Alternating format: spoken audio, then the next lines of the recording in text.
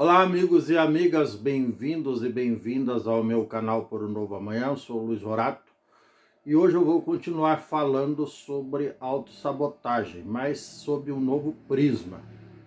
O prisma do vício, digamos assim. As pessoas que acabam sendo vítimas do vício, que se entregam ao vício, por uma razão ou outra, inicialmente elas não têm a menor intenção de que isso aconteça. Muito pelo contrário, elas são totalmente incrédulas sobre esse risco. Elas acham que têm controle total e absoluto sobre esta situação. Seja o vício do cigarro, do vape, que é o famoso cigarro eletrônico, do álcool, das drogas ou qualquer outro tipo de vício. Mas, lamentavelmente, grande parte dessas pessoas acabam, quando menos esperam, num beco sem saída, totalmente entregues ao vício. E isso é muito triste.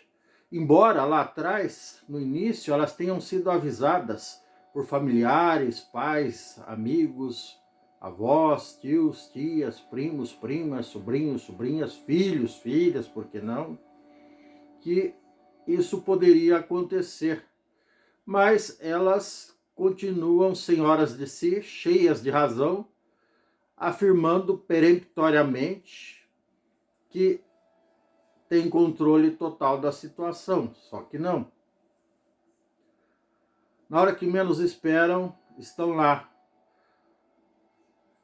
entregues à sorte, jogados na sarjeta, perdidos nas cracolândias, virados em zumbis, e sem qualquer rumo, sem qualquer destino, sem qualquer perspectiva de sair daquela situação melancólica, triste, e, aliás, sem qualquer consciência sobre o que está lhe acontecendo, o que está lhes afetando. Obviamente, nessa altura do campeonato, elas já se afastaram dos todas as pessoas que as amam, parentes, amigos, pais, familiares, enfim. E esse é um grande tipo de sabotagem. E essa sabotagem eu vou dar uma outra perspectiva de como ela começa. Quando a pessoa começa por diversão, por simples curiosidade, ou porque não sabe dizer não, ou porque são desafiadas, se você não usar não é homem, se você não usar não é mulher, enfim. E é muito triste que isso aconteça. E já está mais do que provado que o vício é um dos piores tipos de autossabotagem, ou seja, que a pessoa impõe a si mesmo, ela se joga no precipício, se joga no abismo, ela se entrega à própria sorte, só que no sentido inverso, no sentido negativo da palavra, se entrega ao azar, melhor dizendo, porque não sabem dizer não, ou porque se acham superpoderosos, se acham autossuficientes, não têm humildade de ouvir as pessoas, inclusive, não têm humildade de escutar as pessoas, não tem inteligência emocional para escutar as pessoas, não tem uma capacidade de percepção, uma capacidade de autocrítica, não tem uma capacidade de até de percepção do meio que a rodeia, não tem uma capacidade de aprender com os erros dos outros, e isso é muito triste. E, reforçando, esse é efetivamente um dos piores tipos de autossabotagem que um indivíduo, um homem ou mulher, seja lá quem for, pode imputar a si próprio. E começa exatamente quando essa pessoa acha que faz isso por diversão, mas quando quiser ela vai parar. Esse é o discurso que eu já ouvi, inclusive de muitas pessoas que eu tentei alertar. Mas o que acaba acontecendo invariavelmente é cenas como uma que eu presenciei nesta semana, eu vi um cidadão, um rapaz na faixa de 40, 40 e poucos anos, talvez menos, meio perdido, meio deslocado na rua, com a mochila no chão, sentado, a hora, às vezes se levantava e se agitava, tentava se recompor, batendo no próprio rosto. E daí eu fui até um determinado lugar, quando voltei ele ainda estava lá, cerca de meia hora, 40 minutos depois. Daí eu fui falar com ele. Eu não fui no primeiro momento, porque eu tinha um compromisso, mas eu não perdi ele de foco. Eu me programei, se ele estiver lá ainda, eu vou falar com ele. Até porque já levei muitas invertidas. Eu fui supostamente acudir pessoas em situação supostamente de doença ou fraqueza, e na realidade as pessoas estavam sob o efeito de drogas ou álcool, e eu acabei me dando mal, que a reação delas foi no mínimo estranha, porque elas não queriam, elas queriam ficar no cantinho delas ali curtindo a ressaca, digamos assim, não queriam ser incomodadas por ninguém. E apareceu lá o, o, o atrevido aqui para tentar ajudar, e acabei sendo taxado de chato, que estava incomodando o sossego alheio.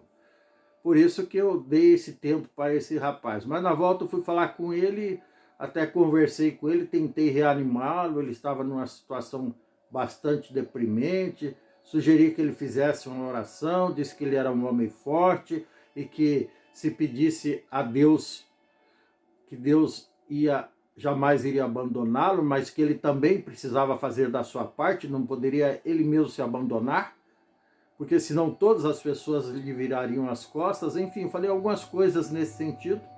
E no fim das contas ele me pediu desculpas. Eu falei, você não tem que pedir desculpas a mim.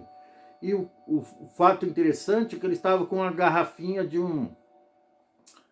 pinga, dessas bem sem vergonhas, como se diz no popular, um corote. E eu falei, a primeira coisa que você tem que fazer para recuperar a sua vida e o controle da sua vida é jogar isso fora. Eu mostrei, apontei a garrafinha, aí ele não jogou e disse que... Mas, enfim, ele usou argumentos ali que não tinham o menor sentido para mim, mas talvez tivesse muito sentido para ele.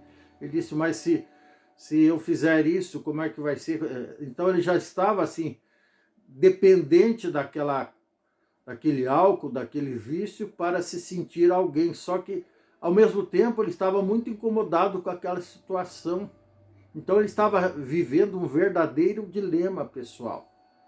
E isso é muito triste.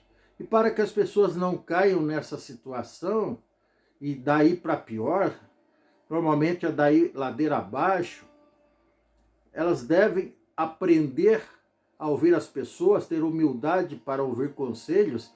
E um dos conselhos que eu dou para que as pessoas se previnam dessa situação no futuro é justamente evitar ingerir bebida alcoólica diariamente. Isso em se tratando de bebida alcoólica. Em relação a outras drogas, digamos assim, cigarro, o vape, que é o famoso cigarro eletrônico, que inclusive é proibido no Brasil pela Anvisa, embora o Congresso esteja querendo legalizá-lo por razões financeiras, para que esse governo perdulário e inconsequente arrecade mais impostos, esquecendo que vai gastar 10 vezes mais depois na recuperação dos doentes no sistema, em consequência do câncer e outras doenças causadas pelo cigarro e pelo vape. Enfim, mas é lógico que eles estão jogando esse custo para o futuro, e as pessoas que se danem, né? É isso que governos demagógicos e perdulários e irresponsáveis e inconsequentes fazem. Sob os auspícios, digamos assim, do Congresso Nacional, do Poder Legislativo. Tomara que não passe essa legalização. Mas, enfim, o fato é que nós precisamos nos cuidar, até porque com esse último relato ficou provado que nenhum governo se importa com a gente, muito menos o legislativo de modo geral, não necessariamente em todas as ocasiões, tá bom? É isso, meus queridos, minhas queridas. Se você gostou, dê um like, dê um joinha, inscreva-se no meu canal, não custa nada, ative o sininho para receber novos vídeos em tempo real. Sorte, saúde, juízo, gratidão, um abraço, um beijo e tchau. Até mais.